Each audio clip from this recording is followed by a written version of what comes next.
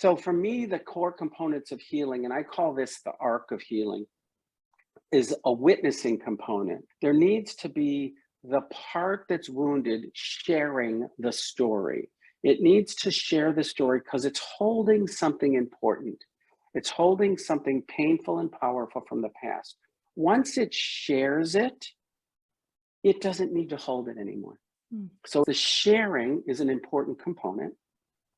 The second key element for me is a disconfirming or corrective experience. So the part that holds the pain has a corrective experience. Now that ideally could be with the self to part, or it could be relationally. So there needs to be, oh, this isn't always the way it is, or oh, this is how it feels when I am loved. So for me, a corrective or disconfirming of the old way needs to happen.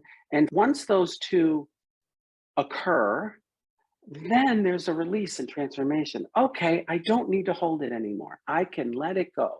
So then there's a real release and let go. It's an energy transfer.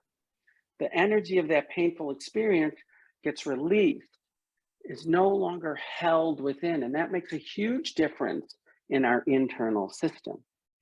And some of neuroscience, Norman Doidge talks about the steps of neuroscience that he describes on neuroplasticity. So there's Norman Doidge's way of working through rewiring neural networks. At the neural network level, I said all these parts use the neural networks to express themselves. And there's another piece of science called memory reconsolidation, which Bruce Eckert talks about. He didn't do the original research on, but it's rewiring the neural networks at the synaptic level in implicit memory, which is where wounds are often held. So there's science to back the healing process here. And I see that in the work that I do. See going to that deeper level, and you can hear people do things like this. You just watch them when you're doing the healing process, and there's a physiological thing that happens. And I'm glad that there's neuroscience to back some of the things that we see, because there is a change. Like when you do that kind of healing work, you don't get triggered anymore. You're Mhm. different in the world. You're not Yeah, it's carrying. permanent. It's a permanent healing that's Mhm. very powerful. So it's an important message for me, for someone who does have a trauma history, is yes, healing is possible.